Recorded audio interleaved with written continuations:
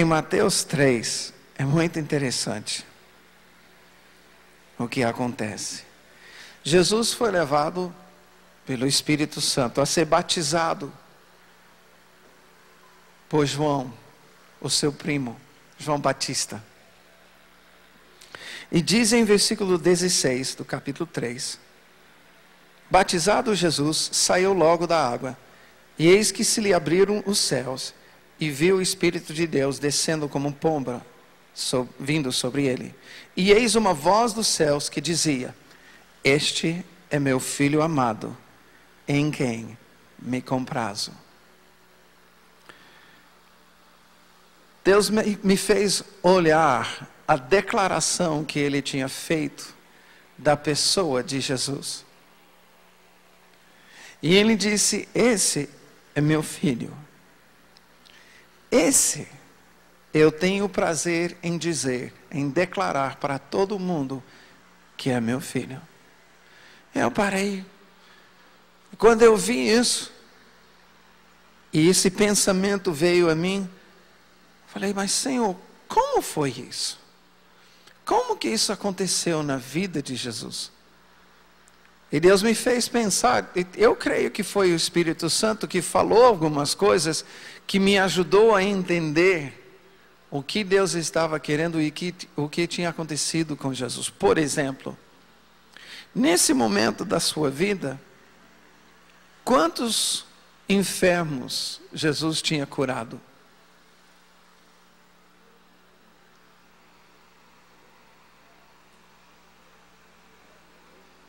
Não estou ouvindo. Ah, nenhum. E quantos mortos ele tinha ressuscitado? E quantos demônios ele tinha expulsado? Leprosos tinha purificado? Quantas vezes ele tinha pregado? Talvez, se eu me lembre bem, uma vez.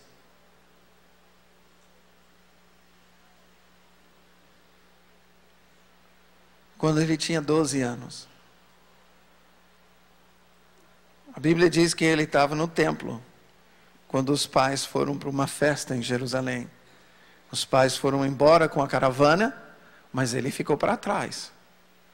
Se você quiser aceitar aquela conversa com os doutores da lei, com os sacerdotes, como sermão, seria o primeiro sermão, porque verdadeiramente esses homens ficaram espantados com a sabedoria e com o conhecimento que Jesus tinha com seus apenas 12 anos.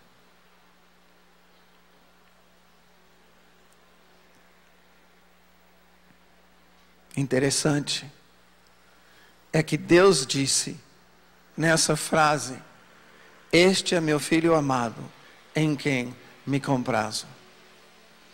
Não foi nada que Jesus tinha feito em relação a grandes obras que estava fazendo Deus olhar e dizer: está vendo? Esse é meu filho. Ele não tinha feito nada disso ainda.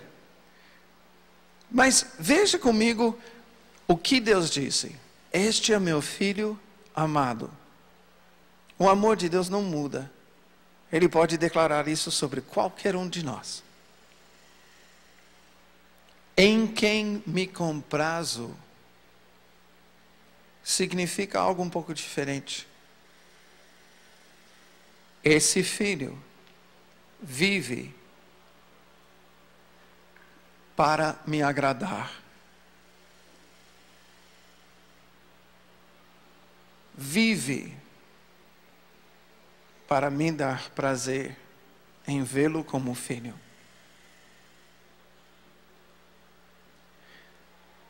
Falei: olha só.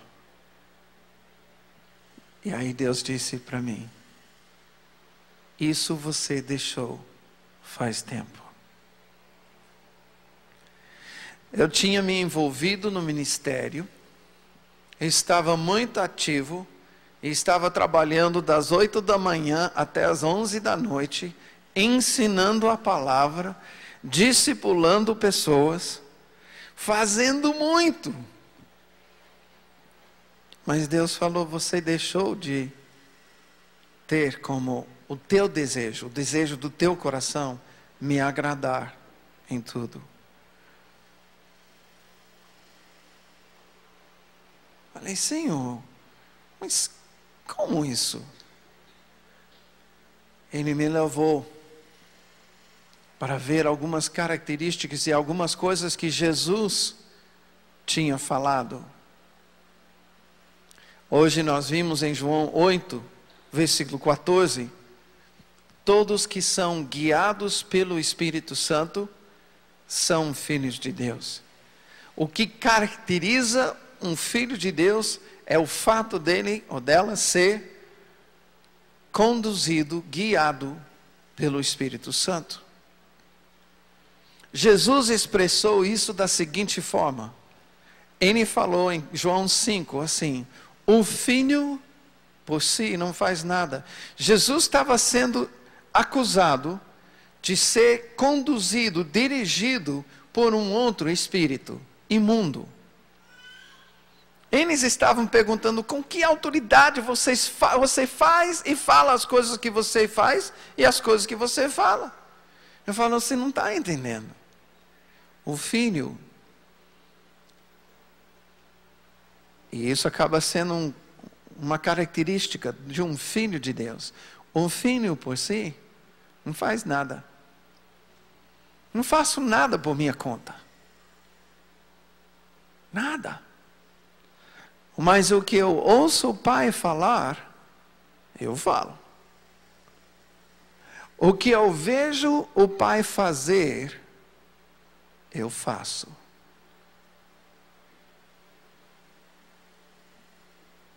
Jesus estava se referindo ao seu relacionamento com o Espírito Santo. E a maneira que o Espírito Santo o conduzia, falando com ele, para que ele falasse.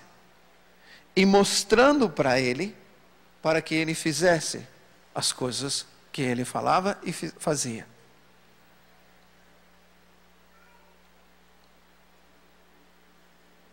Quando eu vi isso, aí que o Espírito Santo disse, você deixou de fazer isso.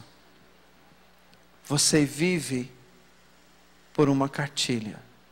Você vive pelo manual. Você tem as respostas todas prontas. Quando você vai evangelizar, você já tem os argumentos. Você tem um argumento para a mulher samaritana que não tem nada a ver com o que Jesus falou com ela. Porque Jesus, quando ele falou com ela, estava ouvindo o Espírito Santo para falar. Você teria um capítulo de um livro que seria bom ela conhecer ou ler. No aconselhamento, você tratava os problemas das pessoas conforme o manual de psicologia e de aconselhamento. Pessoas com esses problemas têm essas características, então você é como as outras pessoas. Você não ouve mais o Espírito Santo. Você não ouve mais a mim para falar. Baixei a cabeça, comecei a sentir um remorso muito grande. Uma tristeza que vinha do coração de Deus. E até, eu confesso para você, eu me senti um tanto burro. Porque eu tinha deixado uma família, uma vida nos Estados Unidos, para vir para o Brasil. Para estar aqui. Eu falei, Senhor, se eu não estou aqui te agradando, o burro sou eu. O que eu estou fazendo aqui? Ele disse, volta a ser filho.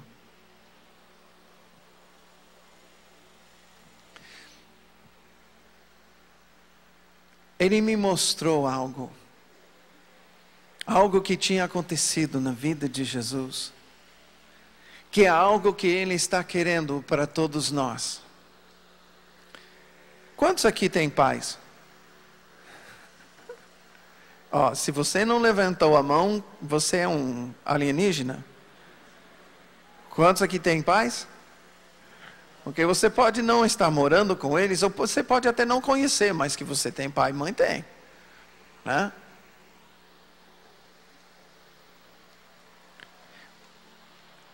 coisa aconteceu na vida de Jesus muito interessante.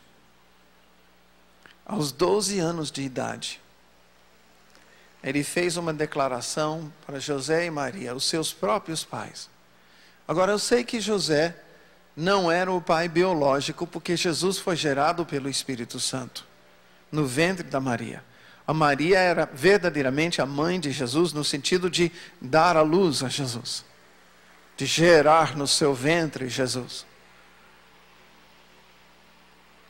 Mas o José tinha a função de pai na vida de Jesus, mesmo que Jesus fosse gerado pelo Espírito Santo. E ele era tratado como um pai por Jesus. Mas aos 12 anos, uma coisa muito interessante aconteceu.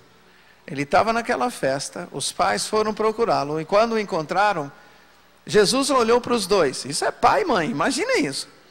Ele disse: vocês não sabiam que eu estaria na casa do meu? Do meu?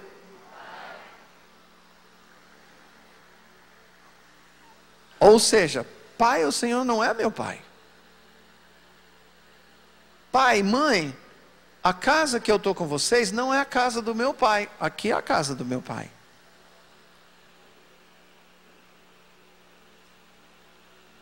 Eu acho que se qualquer um de nós ouvíssemos uma coisa dessa dos nossos filhos, nós iríamos tomar isso como um desrespeito, talvez.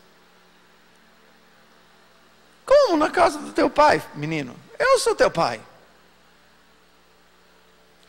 Só que para entender isso, precisamos compreender algo que Deus está querendo gerar em nós, pela experiência de nos dar pais, pai e mãe.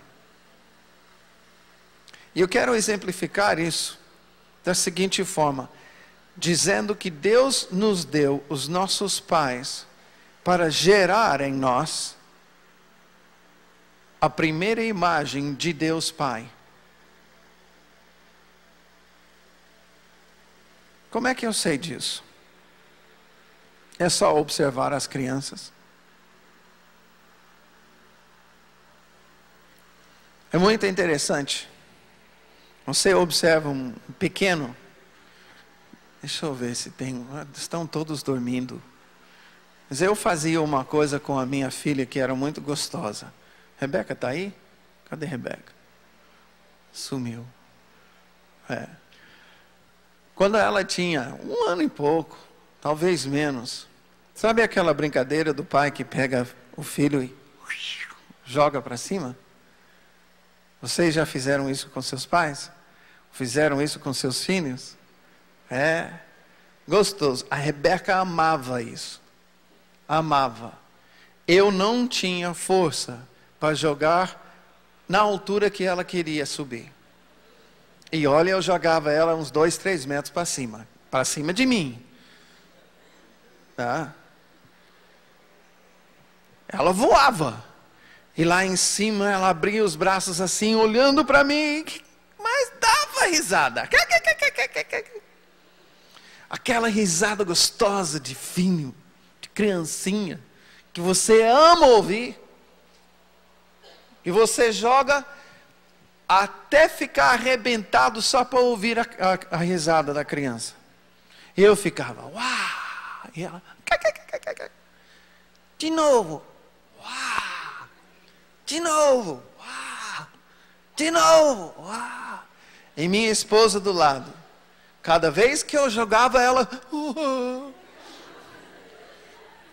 clamava a Deus.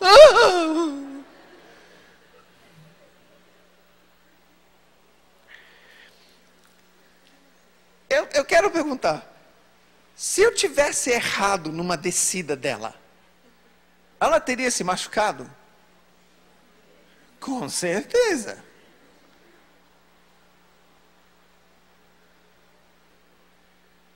O que tem na alma de uma criança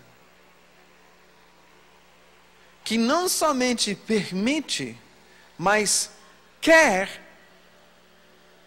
fazer uma coisa dessa com o pai? quer se arriscar desse jeito com o pai? Uma outra coisa, você já viu o pai que pega o filho pelos pés e segura assim? Aquela criancinha, 9, 10 meses, até 1 ano, mal tá caminhando e o pai está ali, ó. A mãe do lado. E o pai tá vendo meu filho. E o filho olha para o pai e fica ali.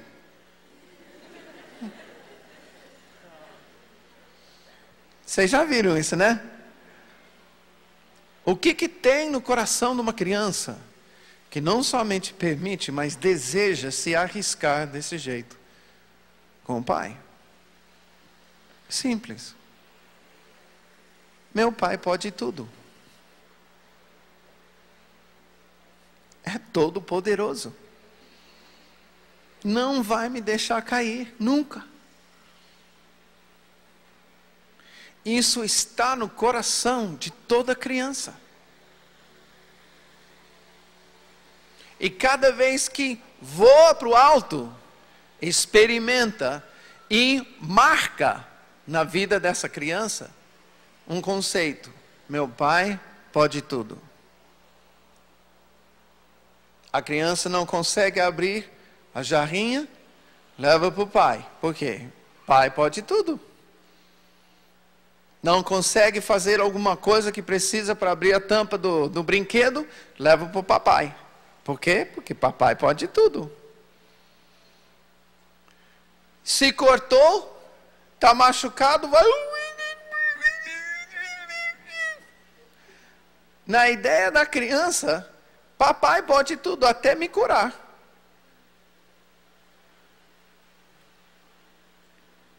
Isso está gerando nessa criança um conceito, o primeiro conceito de Deus Pai. Essa mesma criança chega um dia e começa a fazer arte. E papai já falou: não mexe com as flores. Não mexe com as flores. Já falei para você 1000 vezes. Não mexe com as flores. Aí um dia a criança está lá.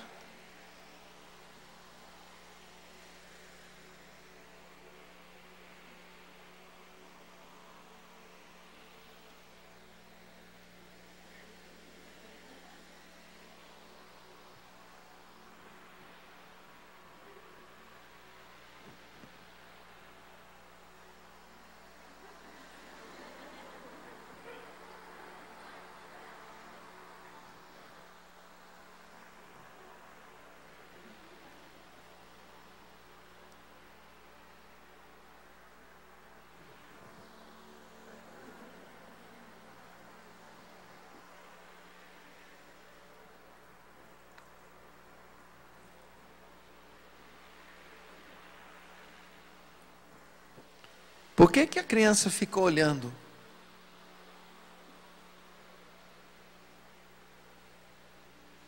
Porque dentro dela, ela acha que papai está em todo lugar. É onipresente.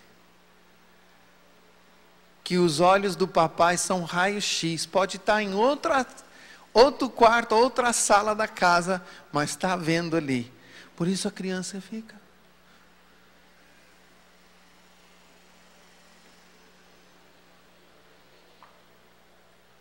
Essa mesma criança vai crescendo, vai experimentando algumas coisas, querendo saber. Aí mamãe, quantas mães temos aqui? A mamãe é que levou mais essa característica, porque passa mais tempo com o filho. Um dia o filho fala: mamãe, por que o céu é azul? Mamãe, como é que as estrelas ficaram lá no céu? Quantas estrelas tem? Mamãe, como é que a batata tem esses negocinhos que cresce quando fica aqui? Por quê? Por quê? Por quê? Por quê? E mamãe vai aguentando, respondendo as perguntas até a altura do seu conhecimento. E aí começa os por quê? Sei lá, menino!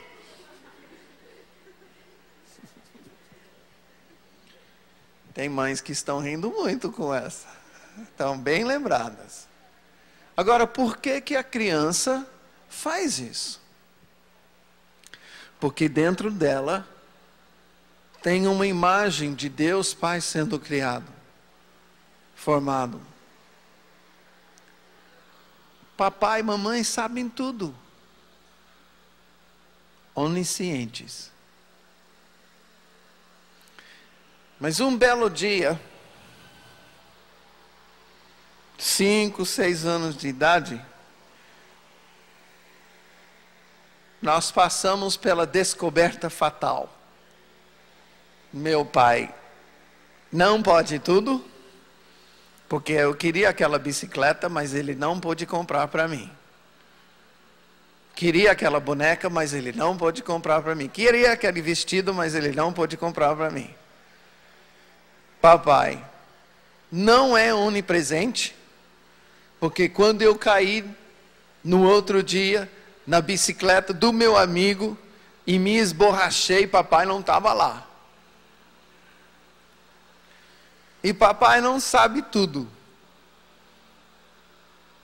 Tem um monte de coisa que meu pai já disse. Não sei.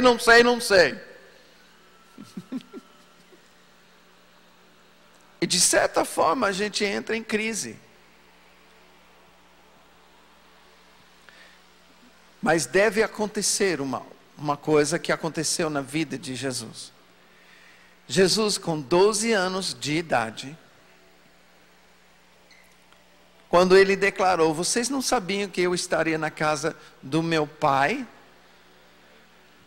Jesus estava revelando que ele tinha feito uma transferência de paternidade, que é o que Deus deseja para todos nós. Jesus, quando ele descobriu que seus pais eram limitados, tal qual ele, eles tinham ensinado o que Deus é Pai. Ele transferiu todas as suas expectativas. Ele transferiu toda a sua dependência dos seus pais biológicos para o Pai Celestial. E ele confessou com a sua boca aos 12 anos: vocês não sabiam que eu estaria na casa do meu pai? Deus é meu pai agora. Interessante, eu creio que se fosse nos nossos dias, nós iríamos pegar esse menino com 12 anos, iríamos arrumar uma caixa para ele, dar um microfone, um púlpito, para esse menino começar a pregar. Deus não fez isso. Desse momento, até o momento que eu citei agora há pouco do seu batismo, esse menino some. Ele passa 18 anos na casa de José e Maria. E pelo que nós entendemos, ele passou esses anos como aprendiz auxiliar do seu pai, José, o carpinteiro. Interessante que quando essa declaração de Deus é feita no batismo de Jesus, agora uma coisa está acontecendo que está ligado à declaração de Jesus 18 anos anteriores. Quando ele tinha 12 anos de idade, Jesus declarou: Ele é meu Pai. Com 30 anos de idade, agora Deus está declarando um sinal sobrenatural. Ele está declarando: este é meu filho, em quem me comprazo. Essa declaração de Deus me revela algo que Jesus fez, ou vamos dizer, a soma dos 18 anos que tinham passado que é descrito por essa frase de Jesus. Durante esses 18 anos, Jesus tinha vivido para agradar ao Pai. Dia após dia, Ele empregou um princípio na sua vida.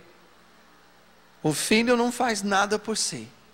O que eu ouço o Pai falar, eu falo. O que eu vejo o Pai fazer, eu faço.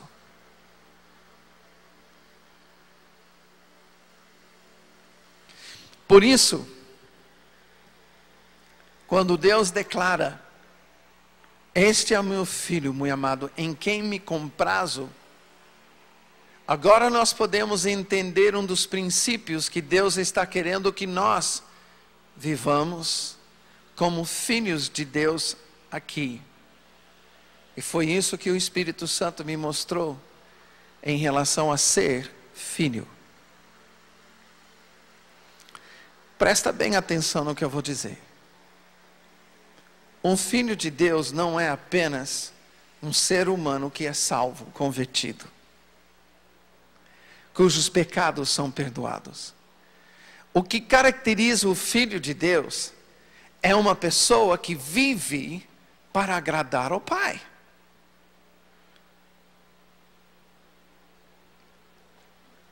Toda a sua vida é voltada para agradar ao Pai.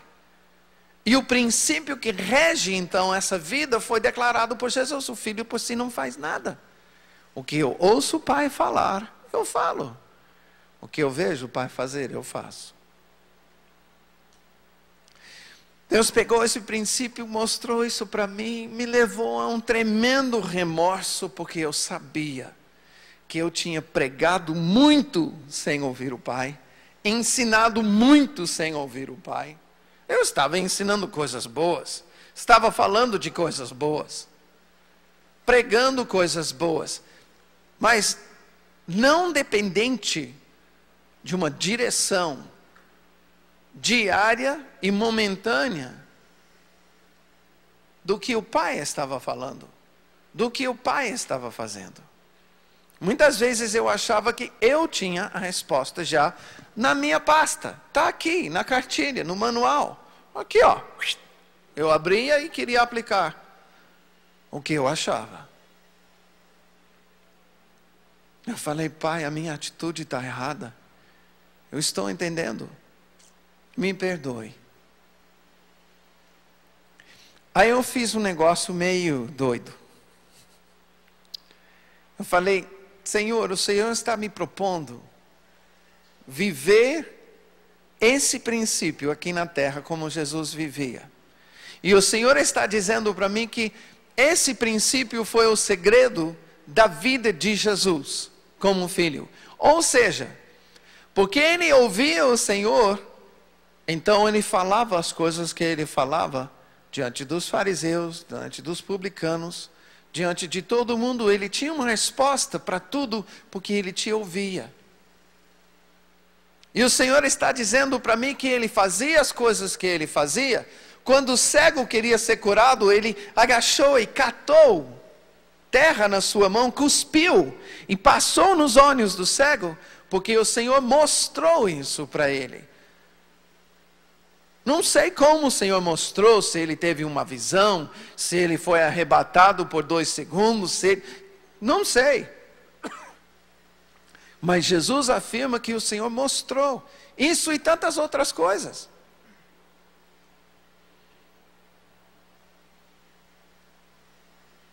O segredo da vida de Jesus foi esse. E o Senhor está pedindo isso de mim, então eu topo. Eu quero isso mesmo. Não sei como eu vou aprender isso, mas eu declaro aqui que eu quero voltar a viver para te agradar todos os dias. Eu quero te ouvir para falar e eu quero te ver para fazer. Nessa época, queridos, você tem que lembrar que eu tinha perdido meu emprego, tinha perdido meu sustento, tinha perdido minha casa, tinha perdido meu carro, tinha perdido todo o seguro da minha vida e toda a segurança da minha vida. E acabou também de ir embora todo o dinheiro para a gente poder voltar para os Estados Unidos. para a segurança e o conforto das nossas famílias. Deus tinha falado para mim, agora pega toda a sua poupança e dá para fulana de tal. Queimei as pontes. Agora não tem volta, só tem pela frente. E Senhor, eu não sei o que é. Eu não sei como vai acontecer isso, mas eu quero. Eu quero isso, o Senhor está me propondo isso, eu quero. Só tem uma coisa, Senhor.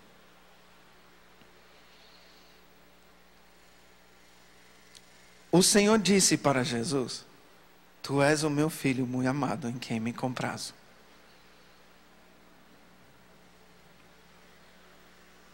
Se foi importante para Jesus, é importante para mim.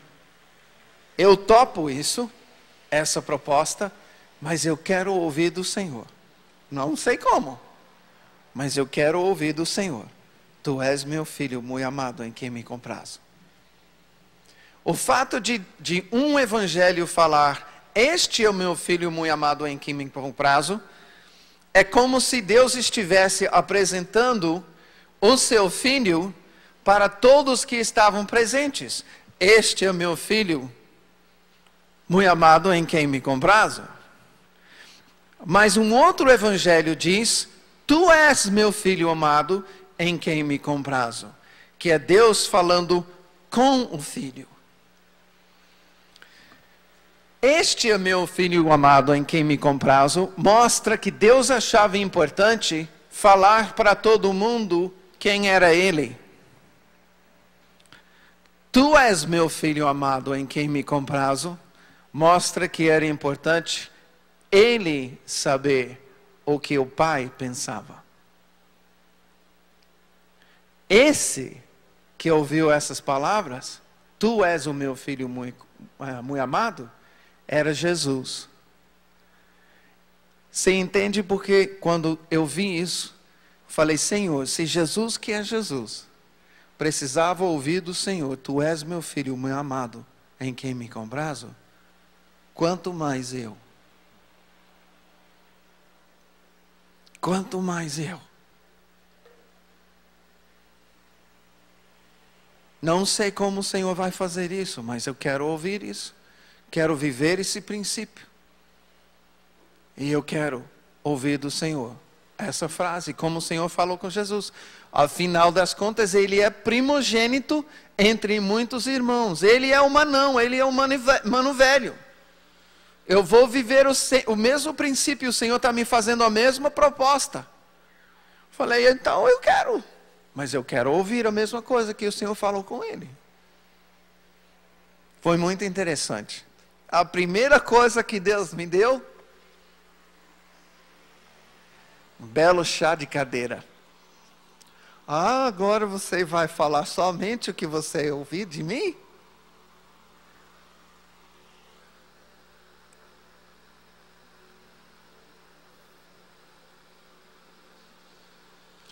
Gente, quanta verborreia eu tinha. Sabe o que é verborreia? É diarreia da boca. Quanta besteira eu falava, quanto achismo eu tinha. Tendo estudado tanta teologia, tantos livros eu tinha lido. Eu tenho centenas de livros lá na minha casa, que eu li. Quanta coisa eu achava. E eu me pegava falando com pessoas. E no meio o Espírito Santo falava assim, ó. Você não ouviu isso. É isso que você acha. Aí às vezes, no meio da palavra, eu...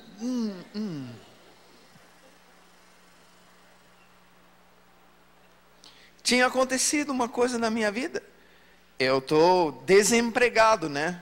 Então, convites para ministrar são importantes, porque são vinculados a ofertas.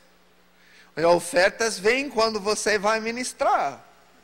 Então, quando vinha um convite, lógico, tinha que ser o convite de Deus. E Deus falou, E mostrou da seguinte forma, quando vem 10 convites para o mesmo final de semana, qual é o meu convite? Não sei, mas você não vai ter que orar para descobrir? Vou. Porque se você tem 10 para a mesma data, então 9 no mínimo não são meus convites, correto? Uhum. E o que te garante que o 10º é meu convite?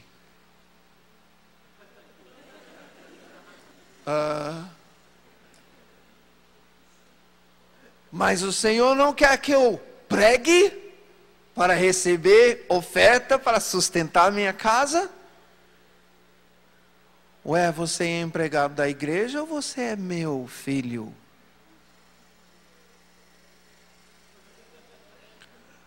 Eu caí das costas. Falei, Deus, não estava esperando assim. Ele falou assim, Jesus tinha uma plena dependência de mim.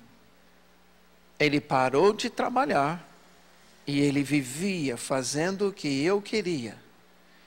E o emprego dele não tinha uma descrição feita já por alguém do departamento pessoal de uma firma. Eu falei, Deus, isso é doido. Não, isso é ser filho. Depender completamente. Aí o Senhor me fez ver os meus filhos. Uma outra coisa da dependência e da geração do conceito de pai. Deixa eu ver aqui. Estão todos dormindo.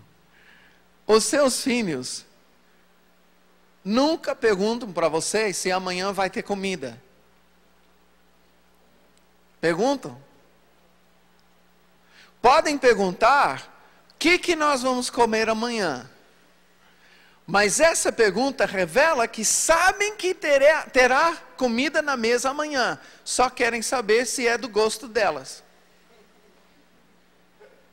Não é verdade?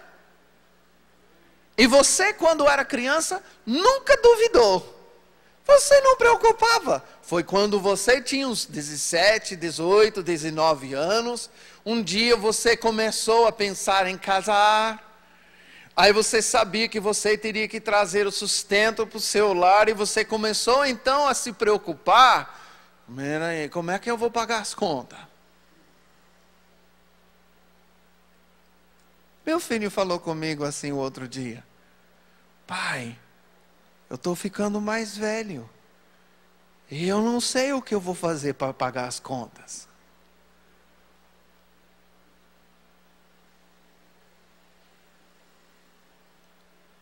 O filho sabe que amanhã, que hoje, sempre vai ter comida na mesa. Porque ele depende do pai. Jesus vivia isso. Então Deus estava mostrando para mim, Mike, se você fizer o que eu te pedir, o que eu falar com você, sempre você vai ter sustento.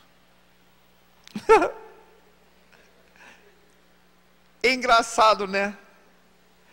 Porque nessa época, justamente nessa época, quando terminou tudo em relação ao salário, aí eu ouvi no início, agora eu quero que você pergunte para mim, quanto que será o seu dízimo e as suas ofertas?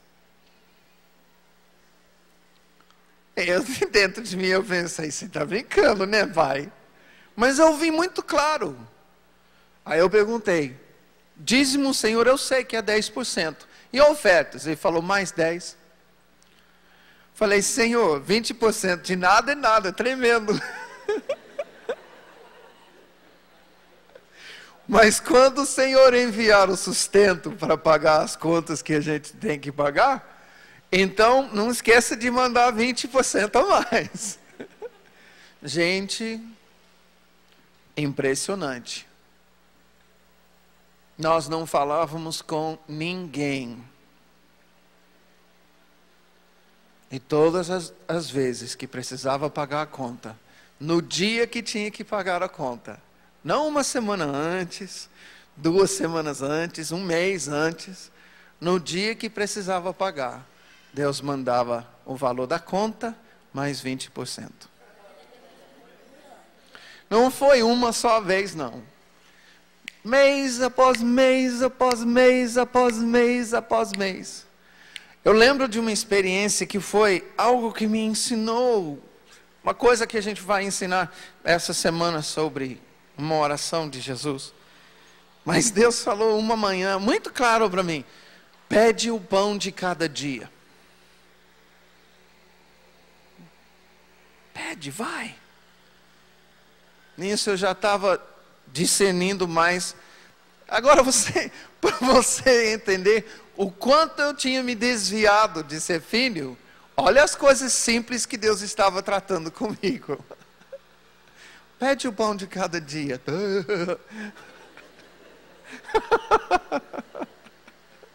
Isso é para ver se você crê ou não crê. Tá, eu fui para casa, fui para a sala onde estava minha esposa. Eu falei, bem, eu ouvi o Senhor falar para a gente pedir o pão de cada dia. Então, você quer orar comigo? Eu já tinha levado os filhos para a escola. Aí, dei a mão para ela e falei, Pai, em nome de Jesus, o pão nosso de cada dia dá-nos hoje. Amém. Eu não sabia. Não adianta falar muita coisa. Deus só falou o pão de cada dia. Então eu pedi. Nisso, nós ficamos ali. Eu olhei para ela, ela olhou para mim meio. É só isso? Eu acho que a minha esposa pensou. Ele está ficando doido. Eu já não estava trabalhando. Aí ela disse, não, ela não disse nada. Dali a pouquinho, tá? Passou um tempinho. Eu ouvi alguém chegar na frente de casa. Fui para a porta e estava lá a dona fulana. Olhei e falei, pois não, posso te ajudar? Uma senhora conhecida de uma igreja de Londrina. Posso te ajudar? Ela falou, o senhor, uma japonesinha desse tamanho assim, o senhor aceita uma oferta? Eu falei, pois não. Falou para o filho buscar as coisas. Ele foi para o porta-malas, abriu e começou a tirar umas 20 sacolas de frutas, verduras, do bom e do melhor sacolão, do melhor frutaria da cidade de Londrina. Quando eu vi ele carregando aquelas coisas para a nossa cozinha, eu comecei a chorar. Olhei para ela e falei, por favor, por que você está... Porque essa mulher nunca tinha feito isso, nunca falou comigo a respeito disso, e nunca depois fez. Olhei para ela e falei, por que você fez isso? Ela falou, uns 40 minutos atrás, eu estava fazendo o meu devocional em casa, e Deus falou para mim, ir lá no Shangri-La, comprar todas essas frutas e verduras e entregar para Pastor Mike. Uau! Eu chorei, porque coincidiu exatamente com o tempo que eu tinha feito a oração, Senhor, o pão nosso de cada dia dá-nos hoje. Agora, como é que começa essa oração, onde se encontra o pão nosso de cada dia dá-nos hoje? Pai, quem faz essa oração? O Filho. Revelação.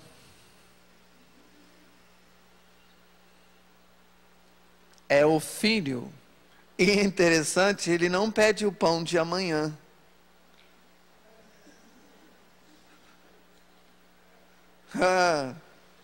O Filho depende e só vive hoje. Jesus só vivia hoje. Amanhã é amanhã. Amanhã nunca chega, porque quando chega já é hoje.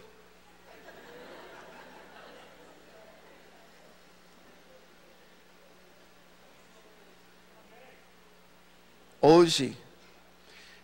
Isso é importante, porque o Senhor estava me ensinando.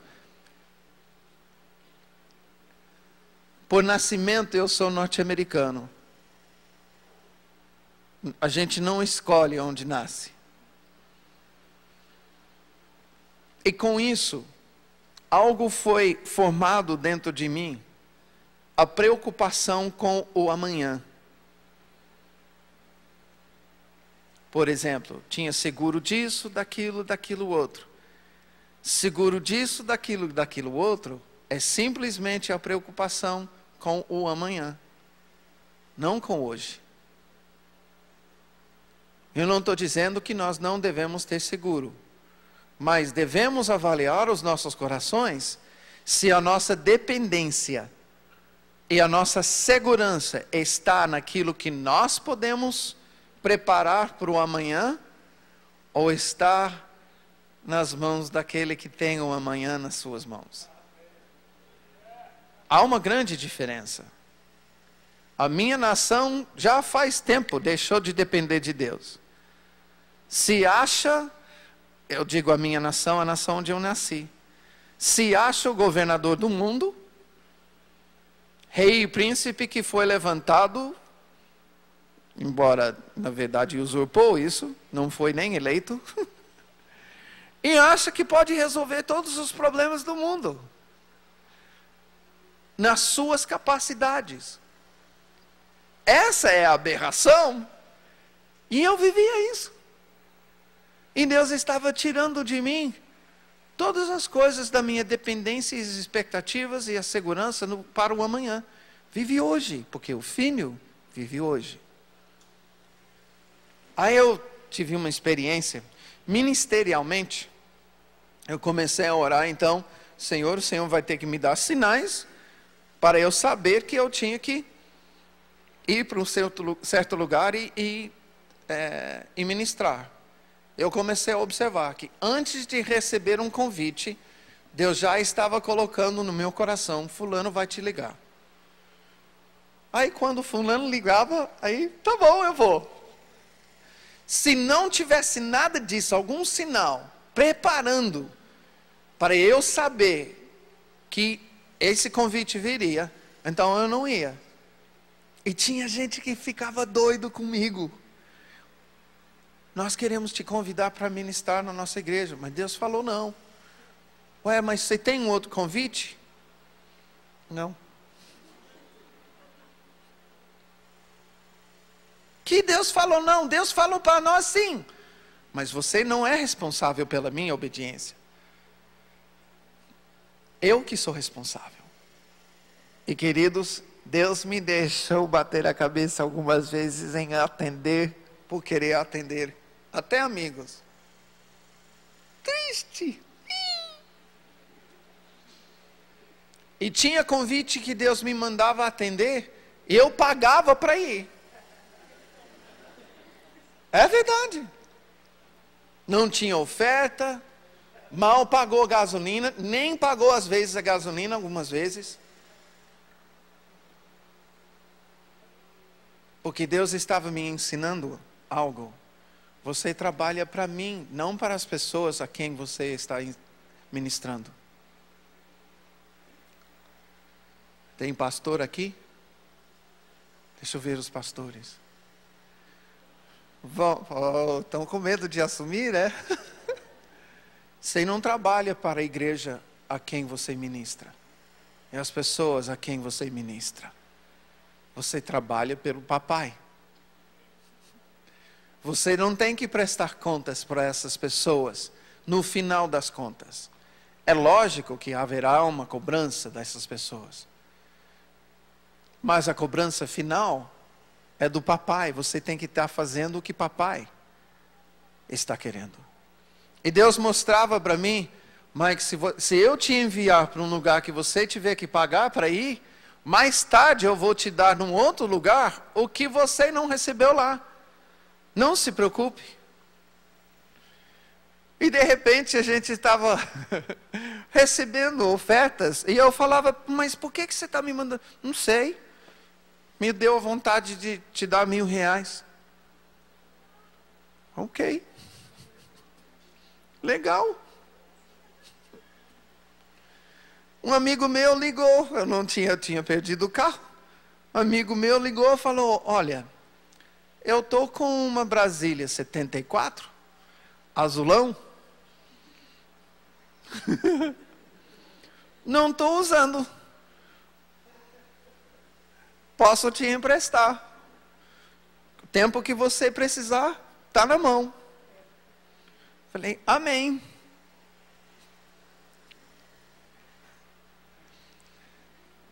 Eu trabalhava na missão, carro do ano, tá? No máximo tinha 2 anos.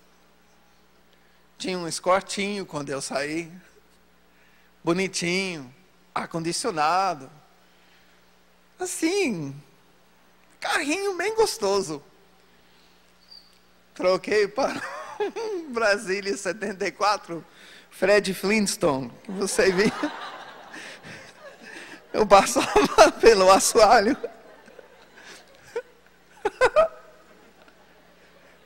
A gente era conhecido na cidade porque antes de chegar em qualquer lugar do nosso destino, a casa dos nossos amigos, a escola dos filhos, a gente anunciava a nossa chegada pela freada.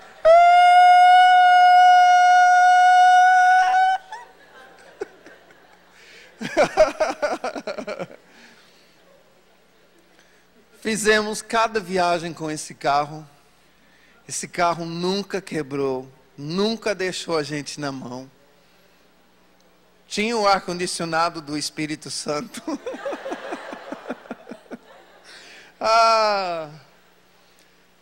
Mas eu falei, Senhor, a gente ficou 1 ano a pé. Agora, Brasília 74, é um Mercedes para nós, tá ótimo. E a gente realmente aceitou isso com muita felicidade no coração, uma satisfação muito grande. A gente brincava com isso, mas havia realmente uma satisfação. Eu não estou contando isso como sofrimento, não foi. Aí um dia, nós recebemos uma ligação de uma pessoa. Nós queremos te dar uma oferta e queremos que você compre um carro. E Deus tinha falado comigo 1 mês antes. Eu fui para o dono da Brasília, o meu amigo, falei, olha, eu estou sentindo que eu tenho que te devolver esse carro. Você está precisando do carro. Ele falou, não, fica com você. Eu falei, eu não sei porquê, mas eu estou tendo que devolver esse carro para você. Ele falou, não, fica com você, se eu precisar eu vou te falar, eu sei que você vai me dar. Eu falei, tá bom. Recebi a notícia da oferta no final de semana. Segunda-feira eu fui para a casa do meu amigo. Eu falei, é o seguinte, eu estou comprando um carro, estou fazendo uma revisão completa com o dinheiro que eu recebi. Deus mandou fazer uma revisão completa, colocar 4 pneus novos, vai revisão completa na Brasília, deixar nos trinques, tá? E tá aqui o carro. Ele começou a tremer. Ele falou, eu não sabia como eu ia falar com você. Eu falei, por quê? Ele falou, ontem chegou na nossa igreja um missionário. E Deus falou comigo que eu tinha que dar a Brasília para ele. Eu já falei para ele ontem no culto que eu daria a Brasília para ele. E eu não sabia como eu ia falar com você. Eu falei, tá, a chave está aqui. Amanhã a revisão está feita e você pode entregar para ele. E eu fui comprar um carrinho novo. Foi de Brasília para Tempra. Glória! Estou dizendo isso simplesmente para dizer e mostrar. Eu passei a querer agradar o Pai com tudo. Eu não tinha nada, eu voltei a ter nada. Nada, nada, nada. Eu fiz uma outra coisa para provar isso aí. Eu falei, Deus, ministerialmente eu tenho que aplicar esse princípio. Eu quero ouvir para falar, eu quero ver para fazer. A primeira vez que um lugar rompeu em riso foi em Barretos, no Carnaval de 95. Nós estávamos no pavilhão do Parque do Peão lá, durante o Carnaval. Uma igreja reunida, várias pessoas de várias igrejas. E na última noite, eu comecei com o grupo de louvor, Deus me deu um cântico espontâneo. Eu comecei a cantar, cantei o cântico espontâneo. Terminei, eu estava em prantos. Eu não conseguia falar nada e era hora de eu pregar. Aí eu estava ali, eu tentava falar alguma coisa, pegava o microfone e chorava. Ao ponto de eu virar as costas, e tinha a plataforma aqui, eu fiquei encostado na plataforma tentando me recompor. E não dava, e não dava, não dava. Nisso, de repente, eu estou ouvindo o Senhor falar assim, ó, você não vai falar nada hoje, tá? Você não vai falar nada. Nada, absolutamente nada. Falei, ah, é?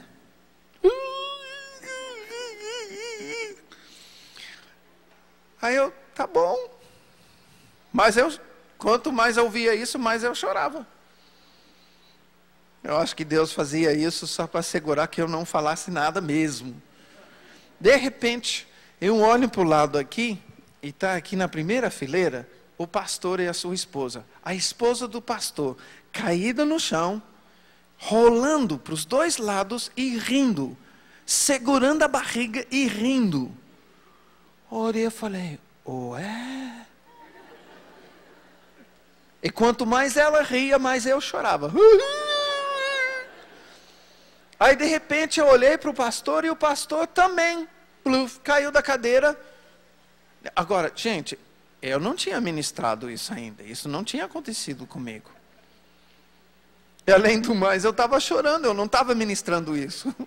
Eu não tinha nada a ver. Mas Deus tinha falado assim, não vai fazer nada. Aí de repente eu estou olhando e chorando. E deles começou a varrer o pavilhão todo. Uns 400 pessoas que estavam lá. Nem todo mundo começou a rir. Mas começou, e você podia ver. Como se fosse uma onda. A gente começava a rir. E aí se foi. Aí eu pensava, chorando, eu pensava, o que eu vou fazer agora? Deus falava, nada. Não fala nada. Não fala nada. Aí, no meu ímpeto, não estava entendendo ainda, o microfone estava no pedestal. No pedestal não, no pulpitinho, como esse aqui.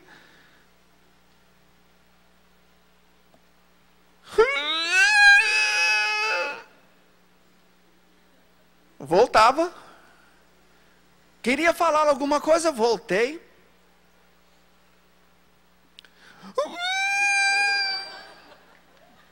Quanto mais riam, mais eu chorava. Cada vez que eu pegava o microfone para falar, nada, só choro. Aí eu fui para o pastor. Pastor, eu não sei o que está acontecendo. Ele falou, você que fez? Não, deixa. Mas eu não posso falar nada. Não tem problema. Ainda bem que ele entendeu.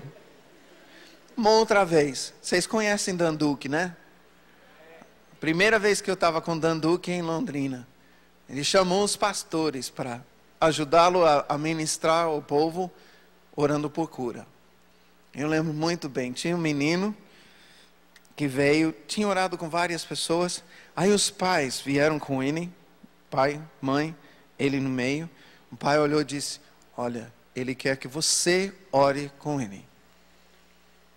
Não sei porque Ele escolheu você, mas Ele escolheu você para orar com Ele. Olhei para o menino, ele estava usando óculos fundo de garrafa. Olhei e falei, ai, ai. Oi, qual é o seu nome? Marcos. Quantos anos você tem? Eu acho que era 10 anos. Falei, o que você quer? Tirou os óculos e falou, eu quero que Deus cure os meus olhos. E você escolheu a mim para orar. É isso que eu pensei. Mas aí eu lembrei do princípio. Falo o que o pai fala, faço o que eu vejo o pai fazer. Aí eu pus as mãos sobre a cabeça dele, fechei os olhos e clamei, Deus, não me abandone agora. Pai, esse princípio tem que funcionar agora. Mostra para mim o que eu faço, o que eu falo, o que eu estou te ouvindo. Nítido isso. Para quê? O que me veio foi aquela cena de Jesus agachando, pegando terra, cuspindo na mão, fazendo lodo e passando nos olhos do cego. Eu falei, pai, tá brincando. Além do mais, nós estamos num ginásio, não tem terra aqui. Ele falou, o quê? Passa a tua mão no chão, para ver se não tem terra. Ah, é? Aí eu, olho fechado ainda, eu pensei, o pai está aqui, a mãe está aqui. Eles vão me bater. E não me saia essa cena da cabeça. Cuspindo nas mãos e passando. Falei, Deus. Tá bom. Agachei. Pretão.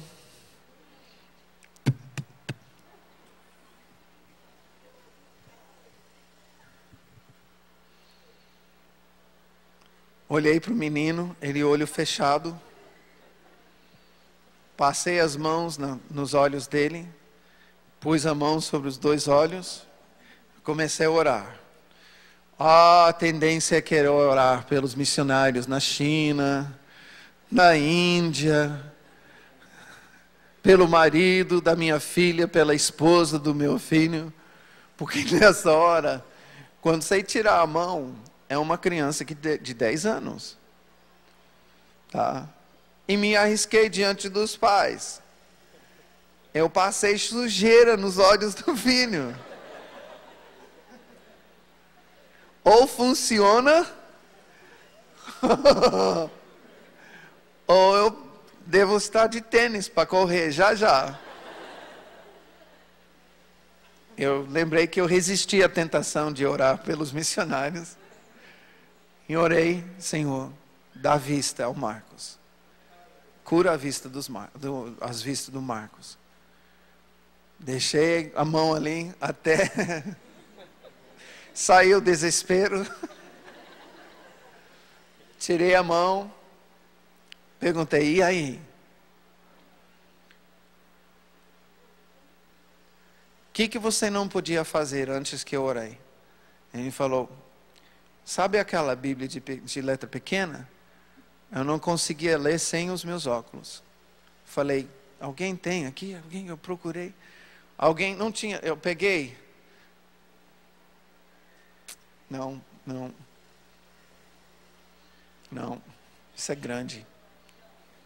Esse aqui, ó. Eu não peguei a espada, eu peguei canivete. Desse tamanho assim, ó. O menino pegou, eu abri naquela passagem da cura do cego. Eu pedi para o menino ler. Ele começou. Leu todinho, sem os óculos. Aí eu... Falei, o que mais você não podia fazer? Ah, tá vendo aquela faixa lá em cima? Estávamos num ginásio, né? Tá vendo aquela faixa lá em cima? Eu não conseguia ler sem os meus óculos. Falei, o que diz lá? Ele, até as letras menores. Leu tudo. Eu falei, Jesus te curou, né?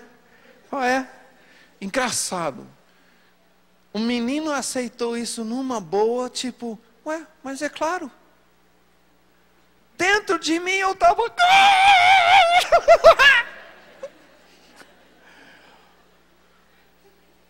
Mas o que é importante aqui? O que o pai mostrou, eu fiz.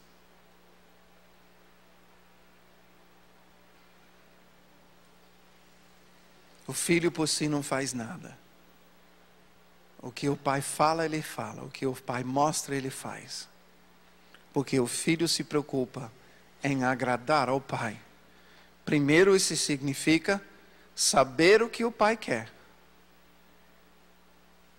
Segundo, fazer o que o pai quer. Eu pus Deus à prova nesse sentido com uma outra coisa. Jesus em Mateus 6, depois da oração do Pai Nosso, ensina sobre as coisas materiais, não ensina? E ele fala, por que você vai se preocupar no que hás de vestir? Os lírios do vale, nem Salomão em toda a sua glória foi vestido como eles. Falei, tá bom, Senhor, não vou comprar mais roupa. O Senhor vai me dar roupa. Eu tive 2 experiências impressionantes. Deus tinha confirmado que eu traduzisse em São Paulo, uma americana que estava ministrando lá, foi. Nessa noite estava presente um missionário americano, e um pouco mais alto e um pouco mais largo que eu. Um pouco mais não, bem mais. E nós fomos jantar depois da reunião. A caminho, ele olha para mim e fala, olha, que número que você calça? Que número que você usa de roupa? Falei para ele. Falei, olha, eu tenho um monte de roupa em casa que eu não uso faz tempo.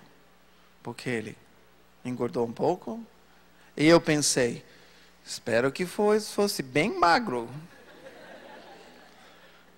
Mas, ele falou, eu gostaria de te dar essa roupa. Tenho até alguns tecidos para fazer ternos e tal, que eu nunca fiz e eu gostaria de te dar. Falei, ok, ótimo. Quando eu recebi, o homem tinha me dado mais ou menos R$1.000 de roupas novas, e entre essas roupas, algumas camisas, que eu sempre queria comprar, mas nunca tinha grana para comprar uma camisa tão cara. E nunca pude justificar no nosso orçamento comprar isso. Do jeitinho que eu queria. A segunda experiência que eu tive foi muito interessante. Não usava como hoje, eu não uso muito terno e gravata, mas naquela época eu usava mais por causa de conferências, etc, etc. E eu falava para minha esposa nos shoppings, olha, se eu tiver que usar um terno, eu estou querendo um terno assim, assim, assado. Não vou te falar porque o gosto é de qualquer um, eu não quero que você ria do meu gosto. Tá? Mas era assim, assim, assado. Falava isso para ela. Uma vez nós vimos, outra vez nós vimos, outra vez. Falei, eu gostaria de um terno assim, assim, assado. Aí eu fui traduzir mais uma vez. Eu fui dar aula em São Paulo. Quando eu dei aula em São Paulo, chegou um ministro da Inglaterra, pediu para eu traduzir a sua ministração aqui no Brasil, em São Paulo. Mas eu não tinha levado roupa. E ele especificou, você precisa usar terno, gravata. Falei, tá bom. Aí eu pensei em ligar para minha esposa e falar para ela mandar via transportadora a minha roupa. Tá? Aí quando eu estava falando com ela por telefone, no dia que ela teria que mandar, o Senhor falou, espera aí, você não sabe que eu te dou roupa? Você não está colocando isso à prova?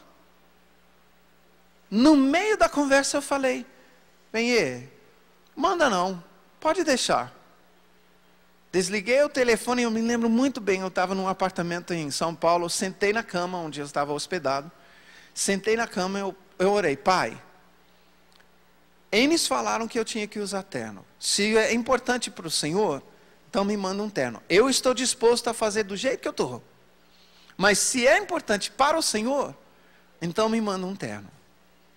E eu tinha que ter o terno no outro dia para ministrar com esse inglês e traduzi-lo. Um casal tinha me convidado para almoçar lá no restaurante deles. Fui. Quando eu cheguei lá, o marido me deu uma caixa, né, pequena. Abri, tinha uma camisa e um par de meia. Camisa social. Olhei, eu falei, Deus, não brinca comigo. Aí terminou, pediram para eu ir orar com uma pessoa, orei com uma pessoa. Nisso, passou a tarde, porque conversa vai, conversa vem, conversa vai, conversa vem. Aí, tarde se foi, e eles falaram, vem para casa, a gente vai dar sua janta, aí você volta à noite, dorme e você vai com o cara amanhã. Tá? Cheguei lá na casa dele, e por alguma razão ele falou, vem cá comigo. Me levou lá para o quarto dele. Tirou do guarda-roupa 2 ternos. E falou, pôs os 2 ternos sobre a cama. Falou, pode escolher, eu quero te dar um terno. Eu bambiei as pernas. Isso é dentro de 12 horas da oração que eu tinha feito. Tá bom. Olhei os ternos. Um terno era azul grafite, assim, escuro. E o outro terno era assim, assim, assado.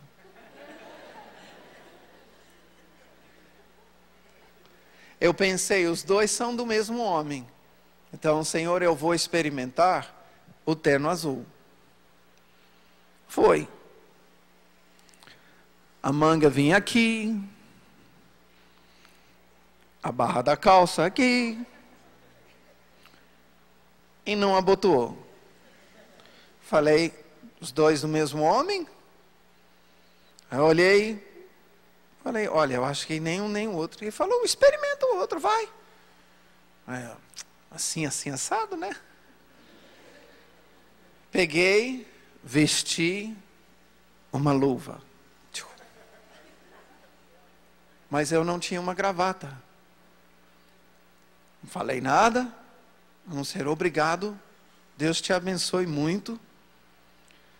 Aí eu peguei, juntei com a camisa, meia, o terno assim, assim, assado.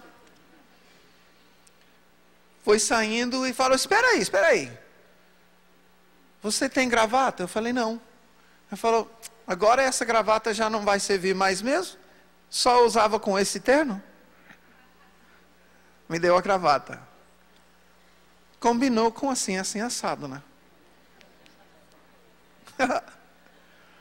Agora, eu conto isso para mostrar como Deus cuida quando nós temos como princípio das nossas vidas agradar ao Senhor, saber o que Ele quer e fazer o que Ele quer. Essa é a característica dos filhos de Deus. Eu fui vivendo essas experiências e outras que eu não vou contar aqui por causa de tempo. Mas chegou um dia, mais ou menos 1 ano depois que eu fiz aquela oração, dizendo, Senhor, eu topo. Eu estava no Vale da Bênção. Não, eu tenho que te contar mais uma experiência, que essa foi tremenda. Tudo bem? Eu tinha ministrado no Vale da Bênção uma vez, e o pastor Jonathan, depois que eu terminei, vários alunos queriam falar comigo, queriam aconselhamento. Eu não pude. Então eu combinei com ele um dia que eu estava ministrando em São Paulo, que eu saía de Londrina. Na segunda noite ministrava terça, folgava quarta e ministrava quinta. E eu fiquei em São Paulo esse tempo. Então eu falei, na quarta-feira, na minha folga, eu vou para o Vale, eu atendo os alunos que querem conversar comigo, eu volto para São Paulo à noite. Aí eu fiquei, aconselhei. A última moça A oração foi além e estava chegando a hora de pegar um ônibus para voltar. E quarta-feira, dia de trabalho dos alunos e tal. E eu tenho que ir.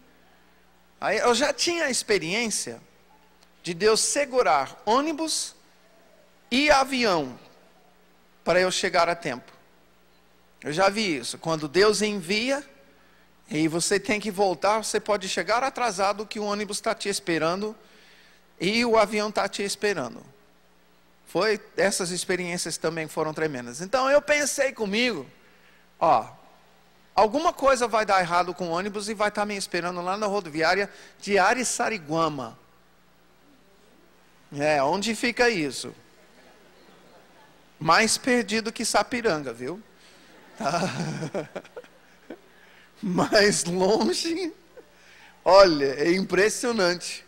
Ninguém. E só conhecido por causa do Vale da Bênção.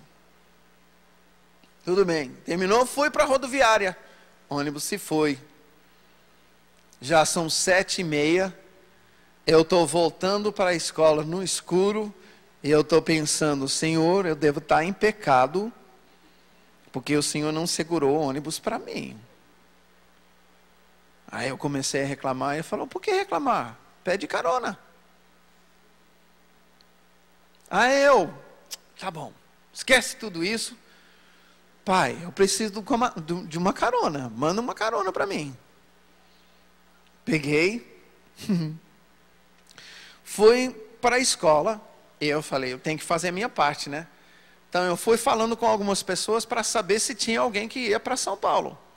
Aí todo mundo olhou para mim e falou, não, aqui na quarta-feira, depois das 6 horas, não tem ninguém aqui, porque todo mundo vai para os trabalhos nas igrejas.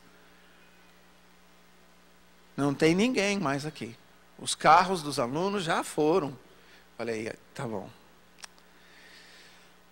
Desci, fui tomar um refri, resfriar a minha cabeça. De repente eu ouço, Mike! Subi lá, tinha 2 alunos, eles estavam conversando com o Senhor. Pois não, esse senhor vai para São Paulo. Falei, é? Ele disse que vai te dar carona. Falei, ótimo. Foi me apresentar, ele se apresentou. Aí eu perguntei, mas por que o senhor parou aqui? Ele falou, olha, na rádio, eu estava vindo, não sei de onde, para São Paulo, na Castelo Branco, que é a estrada principal ali. E na rádio eu ouvi que na altura de Alphaville, que é 12 quilômetros para frente, tá, tinha um acidente e levaria umas 2 horas para limpar a estrada. Tá? Liberar do acidente que tinha de não sei quantos caminhões, etc. Ele falou, então vai demorar um tempo. Aí quando eu ouvi isso, eu resolvi parar.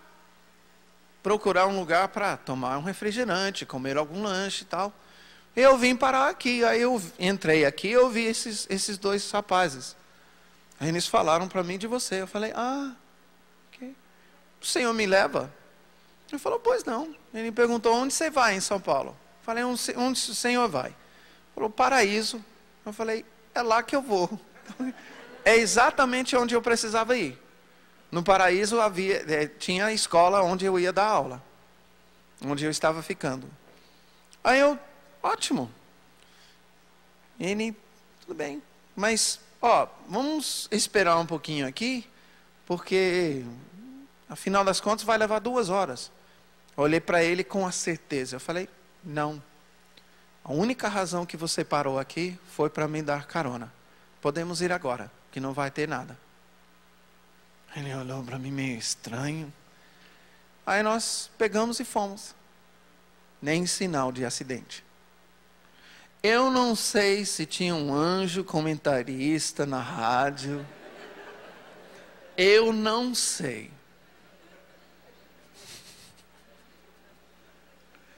Eu só sei que eu fui escoltado para o lugar onde eu ia ministrar. Deixado na porta. Num ônibus, eu teria que ir para a rodoviária, pegar o metrô e ainda andar mais um pouco para chegar lá. O cara me deixou na porta. Falei, nada mal, papai. Passou um ano mais ou menos de eu fechar o negócio com Deus. Eu estava no Vale da Bênção de novo, numa reunião de intercessão. E nesse momento, no final, as pessoas pediram, cada pessoa vai sentar na cadeira e nós vamos orar uns pelos outros. Esse grupo de uns 5, 6 pessoas. E se Deus der alguma palavra, alguma visão, você vai compartilhar com essa pessoa. Aí fomos, eu dei algumas palavras e tal. Chegou a hora deles orarem por mim. Um pastor botou a mão no meu ombro, ele começou, tu és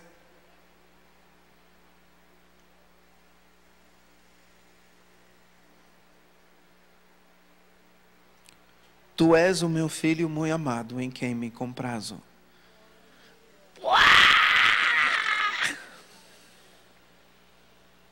Só chorei. Não sei mais o que o homem falou. Ele foi orar mais por mim, falou um monte de coisa, com certeza profetizou coisas tremendas, mas eu não ouvi mais nada. Quando eu ouvi, tu és meu filho muito amado, em quem me comprazo, eu lembrei da minha oração um ano antes. E fechou para mim. Deus estava dizendo, é isso aí, agora você é filho.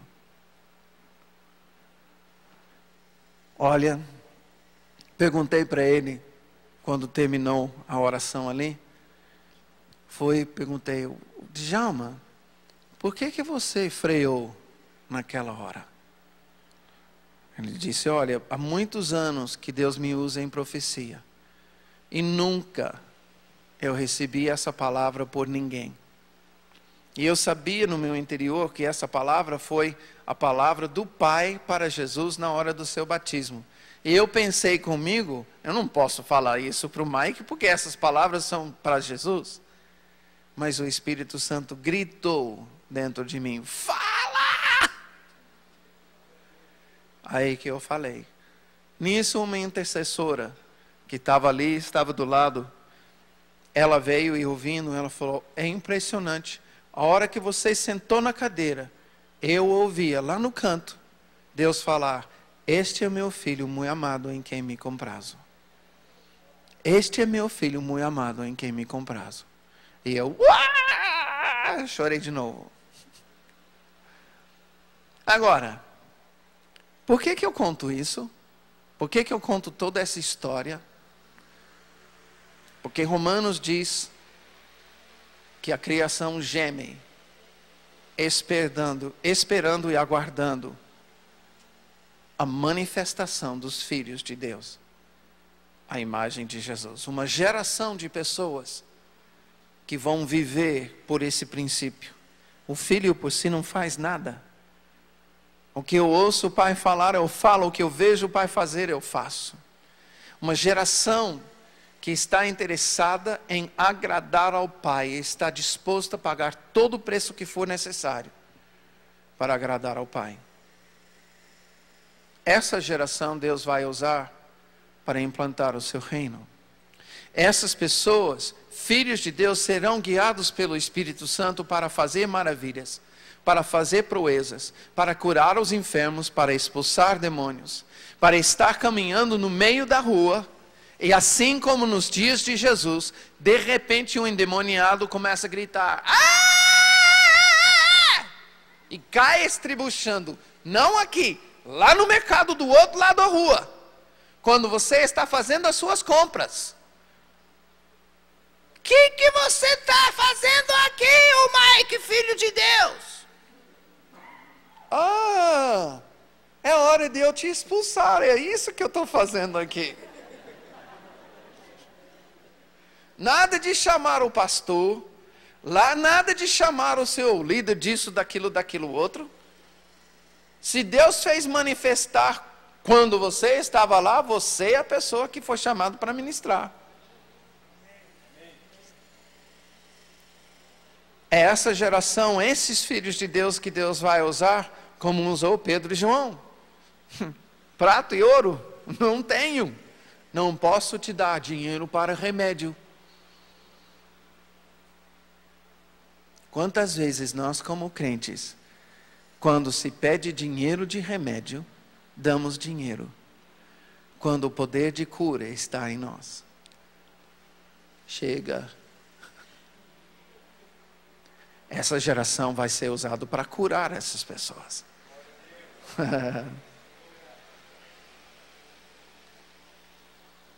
Eu conto isso, e se você está ouvindo nesse testemunho, mas puxa, quanto orgulho, esse cara se acha? Eu quero dizer para você, não me acho não. Eu sei. Eu não me acho não. Eu sei. Eu sei quem eu sou. Eu sou filho. Sou tratado como filho. E a questão é, isso não é grande coisa. Eu estou contando isso para despertar em você algo que o Espírito de adoção está querendo em ti, desde o momento da sua conversão. E algo que Deus colocou em ti, desde o momento que você nasceu.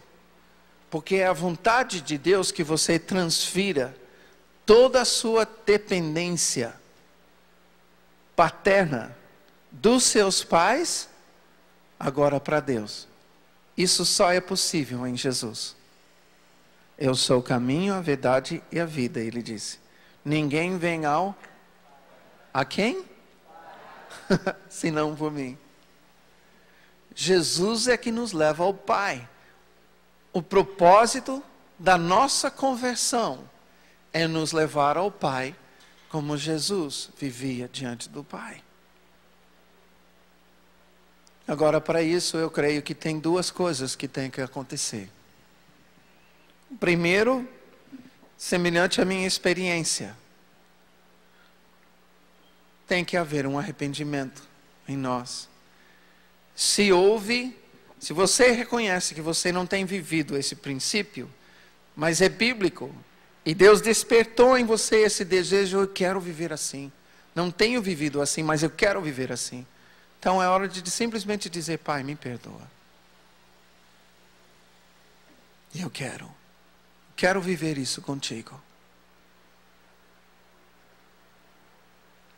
Porque Deus fez tudo isso comigo e manda contar esse testemunho justamente para despertar em você algo que Ele quer fazer contigo. Agora, segunda coisa, para isso, eu creio que o arrependimento precisa produzir frutos em duas coisas. Primeiro, o primeiro bloqueio que acontece em nossas vidas com os nossos pais é desonra, desobediência. A palavra diz, honra teu pai e tua mãe, para que sejam longos os teus dias na terra. O primeiro bloqueio, o primeiro castigo, a primeira maldição cai em nossas vidas, mediante a nossa desobediência.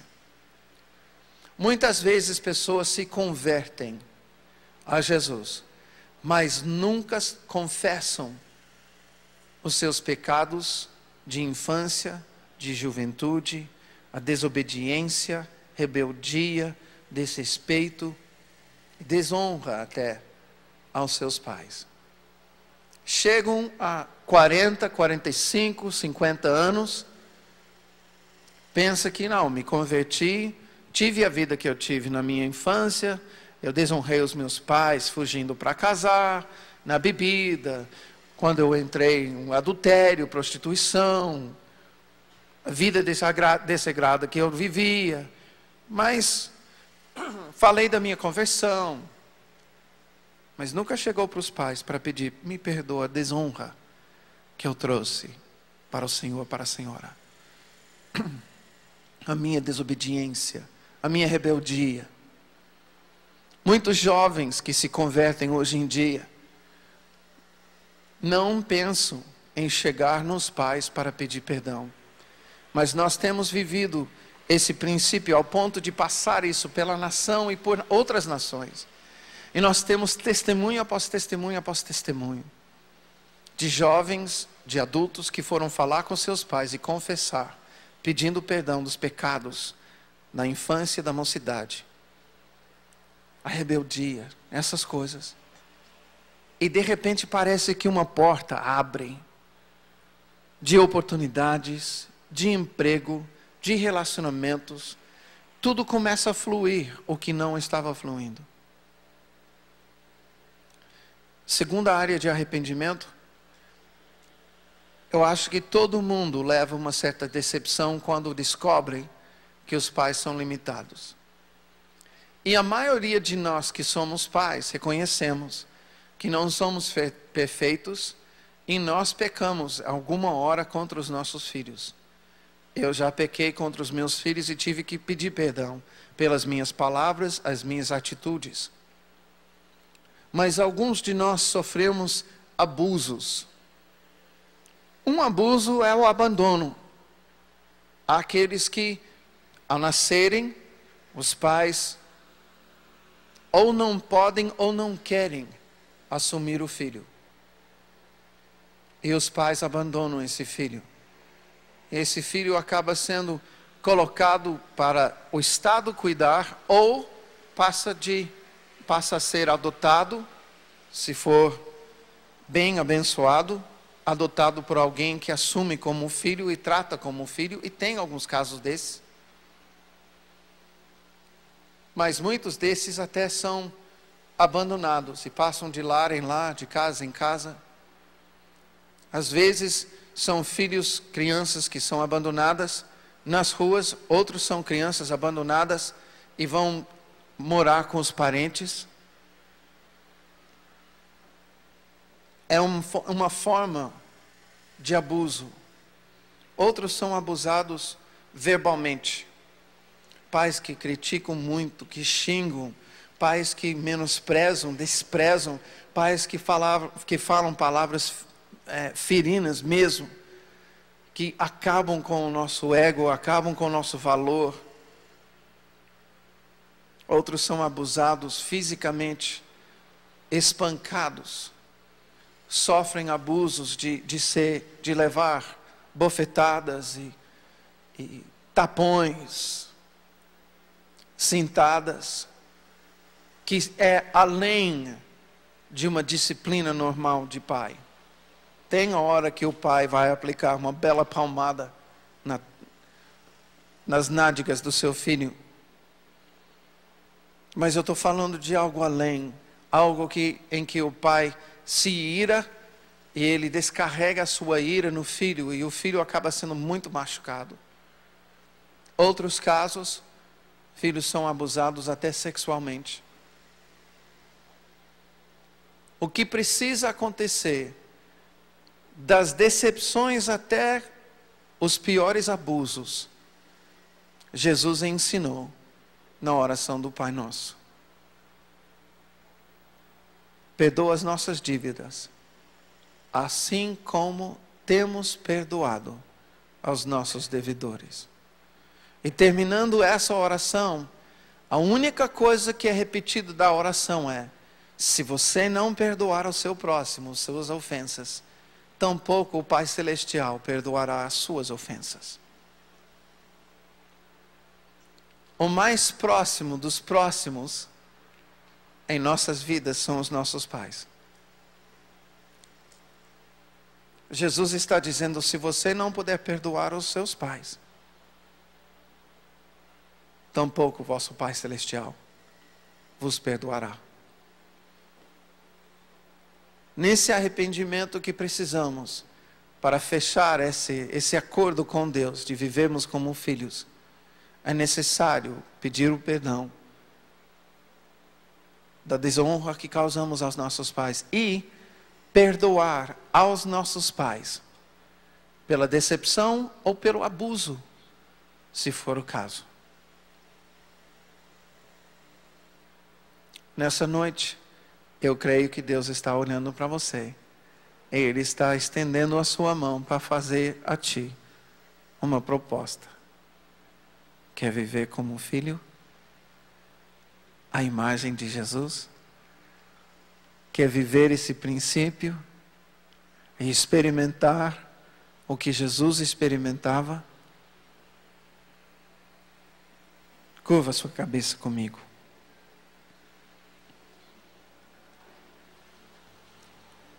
Eu queria que o pessoal do nosso ministério viesse aqui na frente.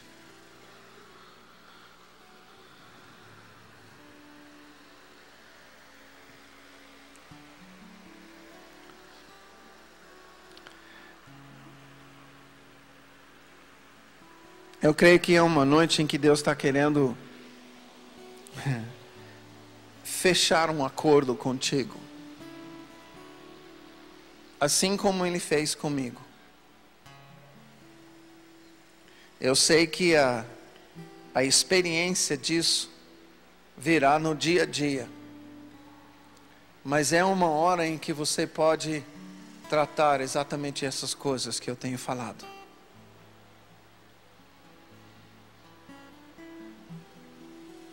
Eu creio que o Senhor gostaria de fazer esse convite. E se você quiser fechar esse acordo com o Senhor hoje, venha. Eu não estou falando necessariamente para todo mundo, porque é bem capaz que tem gente aqui que está vivendo isso. Mas se o Espírito Santo incomodou, comoveu você no seu interior, de alguma forma, é porque Ele está dizendo, essa palavra tem a ver contigo. E o Pai quer fechar esse acordo contigo nessa noite. Se o Espírito Santo está falando contigo, sai do seu lugar e vem aqui. Coloca-se diante de Deus.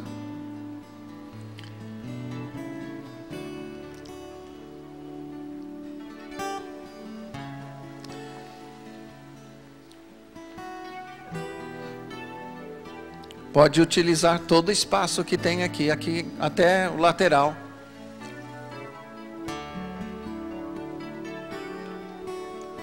Espírito Santo, seja agora sobre nós o espírito de adoção, aquele que gera em nós um clamor e as palavras Abba Pai. Testifica em nossos corações nessa noite que somos filhos. Neste momento, o que você quer tratar com Deus, em primeiro lugar, é pedir perdão pelos pecados em que você desonrou a seus pais e talvez outras autoridades nas suas vidas.